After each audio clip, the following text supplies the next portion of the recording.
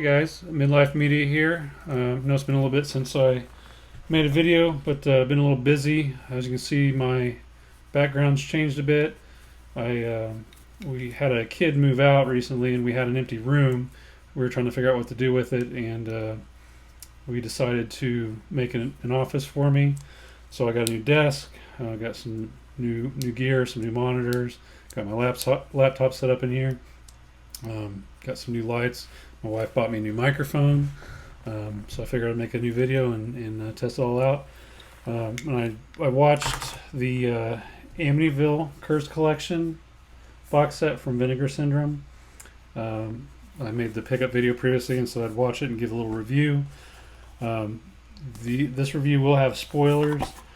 These have been out for quite a long time, though, so I imagine if you're into Vinegar Syndrome and movies like this, you've probably already seen them.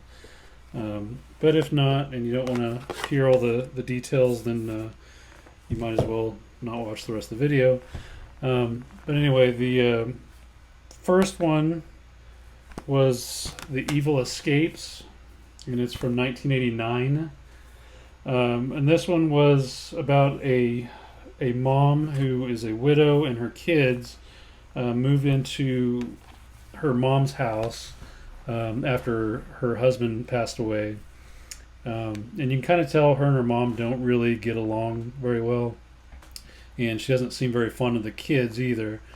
Well, at some point, the grandma, she gets a present from her sister, which is a lamp that came from the Amityville house.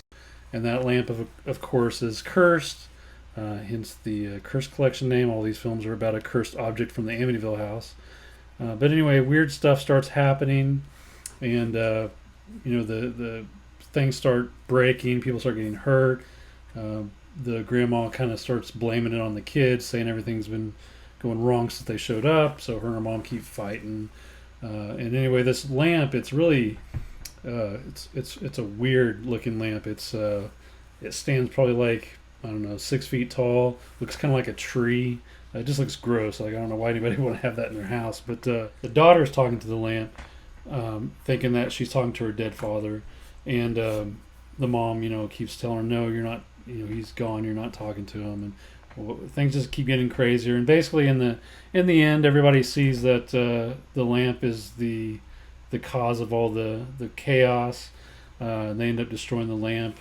And then supposedly the evil goes away. But it was a good start. Like I had enjoyed it. I'd never seen that one. I thought I had, but I hadn't seen that one. But it was really good. I'd give it a 3 out of 5. I definitely recommend that. And then the next one was It's About Time from 1992. And as you can probably tell from the title and the cover, it's about a clock. So essentially, a guy on a business trip brings a clock home. Looks like a miniature grandfather clock. I'm not sure what kind of clock it is, but anyway, as you can guess, it's cursed because it came from the Amityville house. And then his ex-wife is over when it happens, and she reluctantly stays because she doesn't want to like move in again or anything, but he kind of wants her to. But anyway, she stays to help him recover, but she's got a boyfriend. Her boyfriend is a therapist, and he's like the most annoying character I've ever seen in a movie, probably. Pretty close. He was just terrible. I don't know if he's just a bad actor or that's how his character was developed, but it was so terrible. But anyway, other than that, I really enjoyed the movie. The daughter and the son, they start experiencing strange things around the house.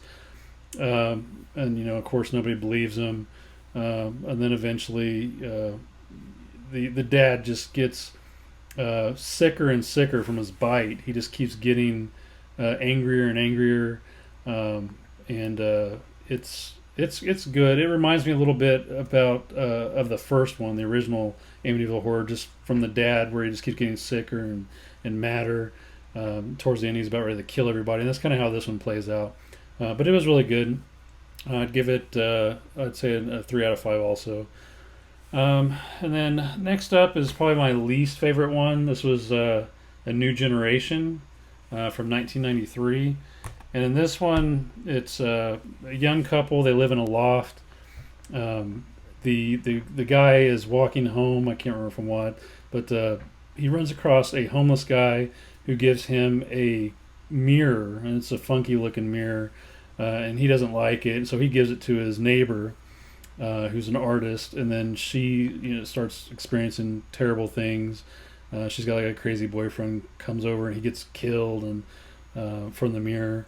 But anyway, this guy starts kind of looking into the origins of the mirror, and turns out he is the son of I think it was I can't remember his name now, but the guy who committed the Amityville murders. He ends up finding out he's his son, so he's having all these flashbacks, and I really don't. I hate that whole part of the movie, and it's a majority of the movie. It's just very boring. I didn't like it. I would say that one's probably a 2 out of 5. It's just barely okay. And then last up is Dollhouse, and this one was from 1996. And essentially a family moves into a home. I think it's like out in the country, and the stepdad finds a dollhouse in the attic, and it's basically the Amityville house in dollhouse form, and he cleans it up to give to his stepdaughter for her birthday. And then all the while, the boy starts having he starts seeing his dead dad, who's like a zombie, and then essentially in the end, the zombie dad comes to the house, and everybody sees him, and he's like trying to kill everybody. And they, with the help of some like hippie type people, some friends of theirs, or I can't remember if they were friends or family, but they end up killing, the zombified dad, and then destroying the dollhouse. It had some kind of it was a mix. I liked it. I think it was still a really good one. I would probably give that one probably a 4 out of 5. I think that one was probably my favorite. It's kind of a tie between Dollhouse and It's About Time, but I think Dollhouse edges out a little bit. So overall, it was a very good package. I always, I really enjoy the Vinegar Syndrome box sets. There's only one of these that I'm missing that I wanted. That's Vice Academy with 3 films, but it's going for like 200 plus on eBay, so I'll never own that one, I'm sure. But yeah, I enjoyed this box set. I'm glad I picked it up for a good price before it skyrockets. But yeah, that's all I have, and I'll see you next time.